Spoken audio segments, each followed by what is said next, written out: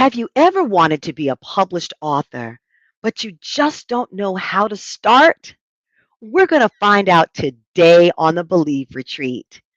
Let's bring on my co host, Francine, and also our special guest today, Diane Pratt. She is a certified life coach, Reiki master, and the editor of an upcoming anthology. We're going to talk about how we all got started. Francine and Diane, it's great to see you. Hello, everybody. How are Hello, you everyone. doing? So great to be here. Thank you for having me. Yes, and I love how we don't have to worry about distance because tell everyone where you are, Diane, located. So I am in Westchester, New York. There you go. And how quickly can you get to downtown Manhattan? Manhattan's about a 25-minute train ride. If that, Nice. yeah. And of Well, course, great. driving about an hour and a half.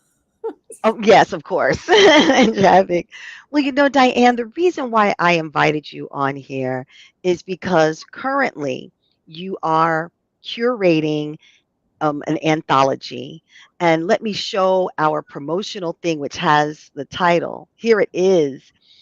Um, 25 ways to become unshakable after experiencing loss. And is it still grief sucks? It's death sucks. Death sucks. Yes. So I just wanted to share that with everyone, that Diane, and that's how I met Diane through a mutual friend who's a coach and has a community. But before you were looking for authors to be a part of Death Sucks, just tell us again how your coaching career started, and then we'll go back to your experience as a writer. Okay, but let's start with the coaching. Okay. So my background is retail. I was always in the field. When I got tired of the field, I went into corporate office, and but it always entailed coaching. And the type of coaching I did wasn't just company information. It really was one-on-one to the human side. So when I was in the field and you managed a store and you had a sick child, a sick family member, how do you concentrate on making your figures, um, taking care of your team, and being there for the customer, and at the same time worrying about your baby or husband or whoever that is, or wife, because men were involved as well. And that really gave me a great foundation on how to coach to the personal need of a person. Oh, beautiful. And that's yeah, so I did that for about 25 years. I was in that industry. And in retail, it's all about the human side, or at least when I came up, it was all about the human interaction. Yes. And so that was a great foundation for my training prior to getting my certifications. Right. And in addition to your certifications, of course, a lot of times things happen in our lives that really pour Mhm. into that so that we can add so much value from our lived experience. What about your lived experience piece that helped with the coaching and even the book? So my lived experience is that my husband passed away unexpectedly. Mm, And in business, when you have an immediate family member, a spouse or child, you get about 2 days, maybe 3 days of bereavement. mhm. And then the expectation from society and everyone else is that you're la-di-da back to normal. Well, life is not normal. The routine, everyone's life goes on as normal, but our individual life is not normal. And I had a great boss. He said, take as much time as you need. It ended up to be about 3 weeks, and then I actually got bored. And my first day back to work, um, because we were a leased apartment, I did have an office in the department store at that time. I was out in the field. And the secretary for that department walks in and says, we're celebrating so and so's birthday. Would you like a piece of Mhm. cake? And I just broke into Ah, tears the last thing my husband and I did was celebrate our birthdays. Oh, So I trigger without it just, and of course, beginning of bereavement, you cry for lots of things because everything reminds you of the situation or of the person. And she, of course, was, she was like shocked. She didn't expect that reaction, and neither did I. And I just heard someone say she just lost her yeah, husband.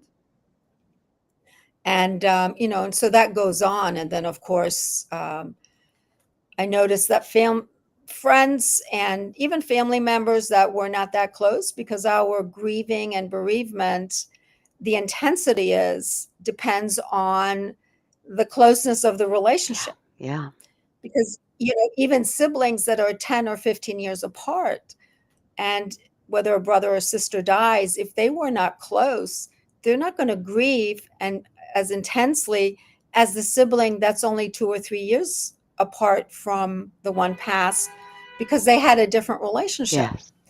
And so, that's my past experience. And then one separate from that, we were at a retreat maybe a year or so later. People knew I was married. They hadn't met my husband, but they had known, and they also knew that he passed. And everyone is sharing what their other half Mm. does, and making fun of it, like just bantering. And I said, yeah, my husband loved the color pink, and he loved to iron and do the laundry. And, as a wife, I was grateful because I really don't like doing those things, but it was relaxing for him. Oh, And the whole conversation died. Like everyone shut up. How do you make fun of a dead person? ah, I mean, what would they say? right. What would they say? Right. So I realized that, and the silence seemed forever, but it was just a few seconds. So I broke the Mm. ice, and I said, here I am, the griever, and I have to worry about other people's feelings. Yes, That is not, like, that didn't make sense to me. right, And but that's how it is even today, even though it's less, but in the end, that's how that is. And so yeah, so that's my journey. right. And So, and so then I what made you go want to ahead. put this anthology together? Well, in today's world and society, there's more conversation around death and bereavement, and there is more information. And the book I'm writing is really for someone that has not gone through bereavement, and to understand what that is. Because I also have friends that are 40 and 50 years old and still have their parents, but have not really had a very close loss that it would affect their life the way bereavement does and grief does. And so it's really it's a yeah, it's an instruction on what bereavement is and how it affects us. Do you think it would be a good read for people as they have people in their life that may be getting older or have terminal illness or things like that? Do you think it will help to prepare them? Is that your intention, to maybe help them to prepare with how to deal with loss in a in a positive or constructive way so that it just doesn't take everything out of them? It will help the reader to understand what they are going through. We do change our when bereavement, it's in the frontal part of our brain where we make all the decisions. So you know we can become forgetful. Different things can happen to us physically. So grieving is not just an emotional, mental thing; it can be a physical thing. So it will help the person that is going through grief for their very first time, and it will help the person that has a friend that is going through grief understand why they are the way they are, which is not normal. Right. You know, normal in the sense of how you were before. Right. It's normal for the person grieving, but when society looks at it, it's not understood. So this, I I love that you are sharing your experiences with a new audience by writing this book. And this would be a great chapter in the Believe You Can. Believe you can help Mm, somebody get over grief. So if somebody has gone through something like Diane has, then maybe you want to write about it to be that inspiration for somebody else who needs some help, who needs some, well, inspiration to say, you know what, this is normal. being mhm. being unnormal is normal for what I'm going through. And it's not only grief and Exactly. loss, but it's everything we go through. Menopause. Mhm. When women go through menopause, if they don't talk about it, they think, oh my God, what's happening to me? And then you talk to your friend who's going through the same thing, and you realize that being normal is really normal. So I love that we're It's writing these books to help share with everybody our experiences to let them know that being normal is really normal. yes. Yes. That's a beautiful, you're right, it's an intention. And the point is, too, death is a part of life. So people can learn from this anthology from the number of people who share how they dealt with death and grief at any stage in life. It gives insight and understanding so that it provides comfort. Sometimes comfort comes from the knowledge that you have. So that is going to be very useful. I'm so glad to be a part of it. I shared a chapter, and let's go back even before you decided to take the gifts of writing about our experiences. How did you get interested in being a part of the literary arts as an adult? Tell us about the support that you were able to find for yourself. Well, I always felt um, I always thought after my husband died that I did want to write a book and have more of an explanation. And there were books coming out, but it still wasn't a conversation. And then one day I was listening to Dwayne Dyer, and someone he was talking about writing books, and of course he was like, somebody asked me how to write a book, and I said, you just start. That's not generally the answer we're looking for, right? Because we have an idea that it takes different. And then what the other thing that he said was, what I do is I create the cover for my book, Hmm. and I simply put it on my desk. And the way I view Dwayne Dyer, because he did write a lot of books, I think he got downloads. So that was his gift. That once he started, the information just was downloaded and it came out and he wrote, and his book, however long it took, but that is. So I did that. I created a cover. It was actually called Introduction to Grief or Grieving, something like that. And I just had it on my desk. And then one day, a friend of mine, she wrote a book and she got published. And I was like, well, okay, my cover's been sitting there. I should start. So I started, and I wrote it as an explanation. And then I was like, well, that's boring. So the number 25, are stories from participant co-authors. I call them Yeah. co-authors. And 12 stories are stories people experience Mhm. death and how they dealt with the death. And 12 stories are people that experienced a loss or they're going through a hardship and how they're dealing with it. And it's not about coming out on the other side of the rainbow. It's about, this is life. I've chosen this, and this is how it is. And my intention is that when someone reads that story, because they could be in that situation, that they connect with it. Yeah.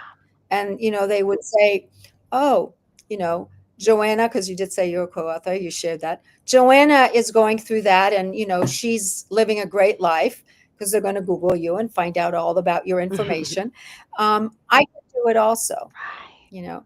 And then the 25th story is my story, My father died going on 2 years, and it is my experience. I'm sharing my experience between the death of my husband, how that affected me, and the death of my father. And both were totally different. And I thought when my father would die that I would fall apart, and I didn't. But I also intentionally created the last 3 years of his life, I created a calling him. I called him 2 or 3 times a week, Mm, and that was intentional. good. So I could have that bond with him and we could share. And he loved telling jokes, as silly as they were. And he would say, "Do you know this joke?" And I would say, "No," and I heard it 100 times. Um, but that was an intention. And so when he did pass, it was not as traumatic as I had expected it that it would be. And yes, I still miss him, and yes, it was sad, and yes, I cried. But there are different levels of bereavement, and one isn't more than the other. It's just how it lands for each person, Yeah, so I like that, you know. the practical steps that you took so that you could share your story in this anthology that you're working on. Death sucks. And you that tool of creating a cover for your book to remind you, right? My intention is to be a published author, and that moved you to, okay, I guess I better start writing now. And then you had people that you could share feedback with, right? And work on your craft. So that's an important part of our anthology, Believe You Can. True stories of people who Mhm. thought they could do something and they did it. It's ongoing support. So that's why we wanted to make sure we could Yes. hear how the experience has been working for you, um, putting together an anthology, so people just know what to expect when they're part of something larger than themselves. You don't have to write an entire novel. You don't have to write thousands of pages. Just start with 1,000 words, and and Mhm. be a part of a community. That's what the our Believe Retreat is, a community, so that people can craft their storytelling, their writing, their Mm, description, and take their time doing it with supportive people who've been there and done that, published, to help mm. them with that path. And so tell us, so with this anthology, is this going to be your first time being a published author? It will be my first time. Yes. And it will be the first time for some of the co-authors. So I'm excited about that for them because what I offer my co-authors is if they have a business, to have the business, the reference section, and to be also the reader can also contact them if they need the business, or their story resonates and they want to have further information. So yes, I'm very excited. I love that part of the anthology, and here's why. Business owners need more visibility to get the word out about what they do. And sometimes Mm, we're not good at tooting our own horn. But when you get this yeah. group of authors together and you get to know each other during the writing process and you're promoting the book together, it's just natural that you promote what you're doing outside of the book. For instance, you are a Reiki master, correct? So when we're promoting That's you in a book, we could also promote you as a Reiki master. And when yes. people find out, I especially where you're located, Oh yes, I'm I'm located sorry, I in think there's a Bronxville, New delay. York. Is it okay Yes, now? and so you can. Uh, Okay, yep, I'm it's a in. little bit. Yeah, so I was just,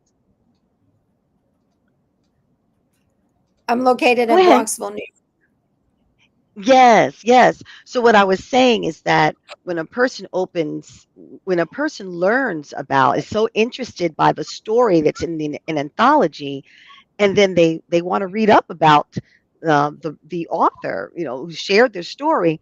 Um, they find out where they're located, and there could be some networking and connection, and you can even have a client. That's just an Absolutely. example, right? And so, do you have some ideas of events or whatever with the authors who are in your anthology, or do you have some things in mind to help market? Just curious.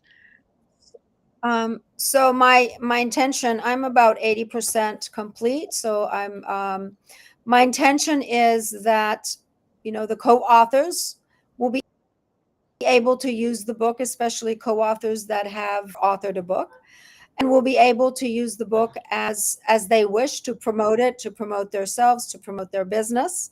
And for the authors that have penned a book before, it's just one more book that they're part of.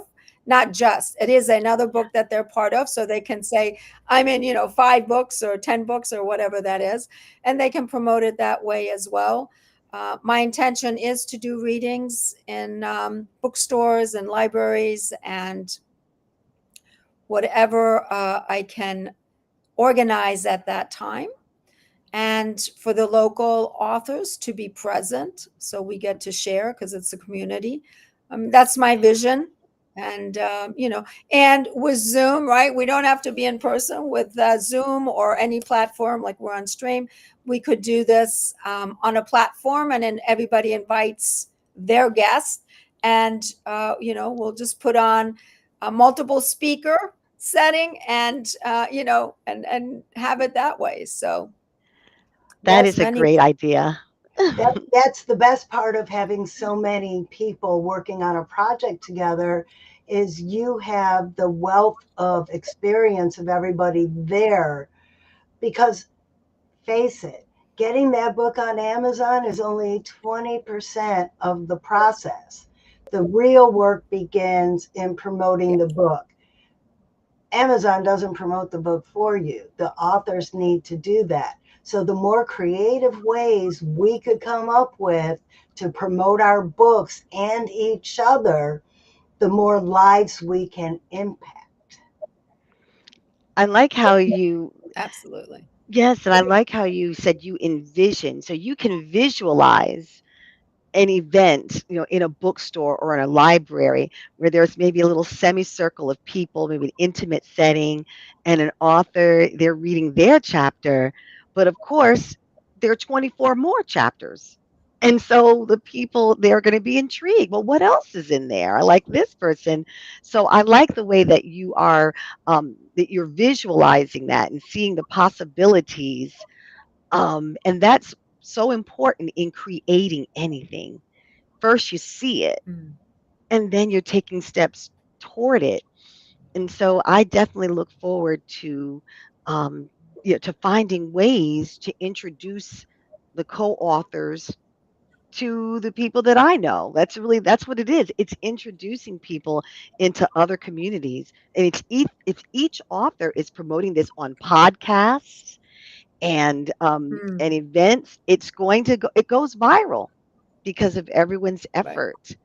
Well, Um, for instance, Heidi, who isn't here today, she had an emergency at the house, but Heidi and I belong to different networking groups in Jacksonville, Florida.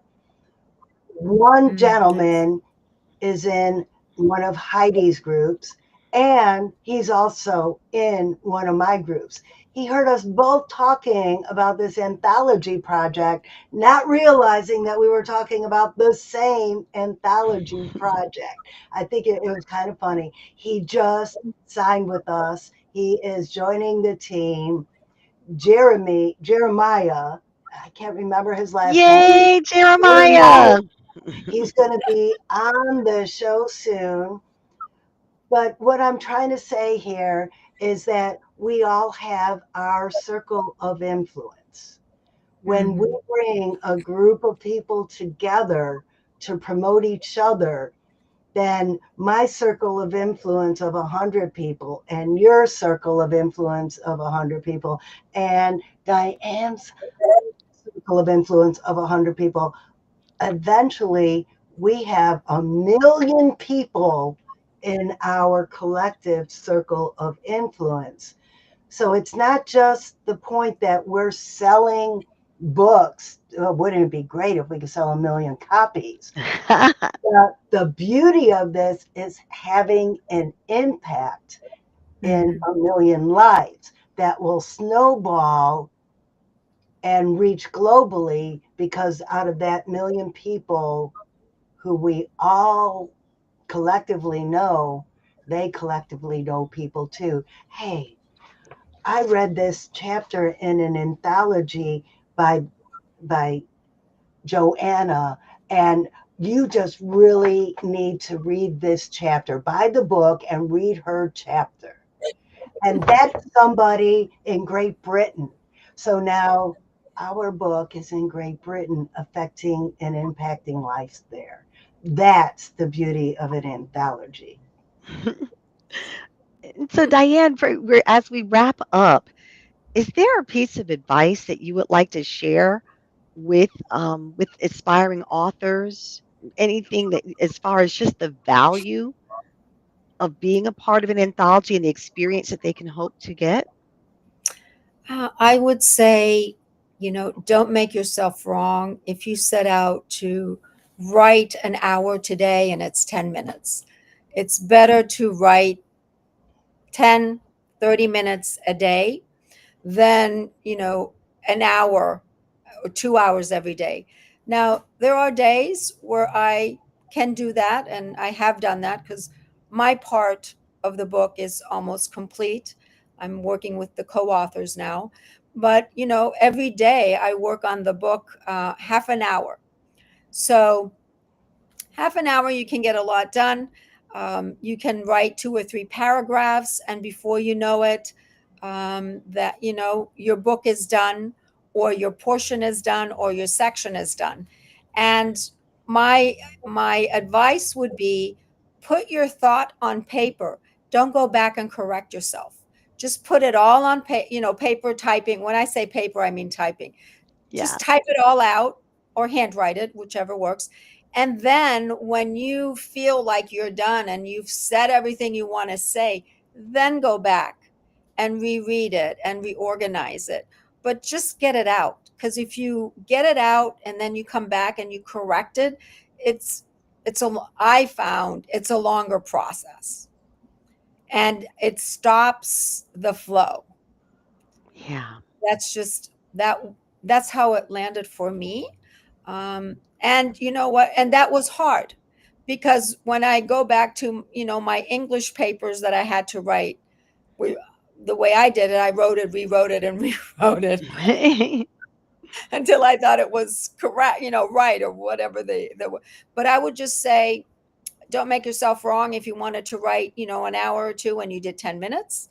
And then if you can, spend 20, 30 minutes a day on your book, and just get your information out, whatever it is you want to say, and then go back and rewrite it, reorganize it, and share it with someone that, or get feedback from someone that is on your side, Mm. because the subject matter may not be theirs, but they are enthusiastic that you're doing it, versus someone, grief and bereavement, now there's more out there and more people are talking about it, and more famous people are opening up. So one could say, well, what's your book going to do? And books on bereavement have always been there, but I know that my book and how I write there, I know the 25 stories that others are sharing are not on a shelf, right? So Mhm. don't worry about it. You could be the 100th book. There's a person out there that needs to hear what you have to say, so they're able to continue on their path. I love that. That is a perfect way to put a bow on this. And I really admire your consistency and your discipline. You stay productive by being active. And that's what you've been doing, dedicating that time every day to work on the book. That is wonderful advice. Thank you again, Diane Pratt, for being with us. What is the best way that you would like for us to have people engage? Like Facebook? You're active on Facebook or? I am active on Facebook under Diane Pratt. Okay. They can they can also text me at 914 8877. Did you get that, Francine? So you can add it to the post? I did not. I'm looking for her link on Facebook and I'm going to post that first. Okay. And then I'm going to put, let me put in the chat so we can cut and paste that. Bloop. Thank There you we so go. much here. Your Facebook. All right. And let's give a shout out to your friend, Jenny Powell, a friend of Francine's, is watching us on YouTube. Just giving a shout out, some Hi, love. Jenny. And then, and here, here we are. So contact Diane Pratt. So, Jenny, this is why I couldn't call you on the phone. Deb. Okay. And then, yeah. So what's your phone number, Diane, again? I can text me at 914 589 8877. All right. 914-589-8877. Text, please. Boom. We've got that as well. Thank you. And so let's take a quick peek at next week before we wrap up for today. Um, That and this is, is, that is not next week. that is not next That week. is That's that is okay. old.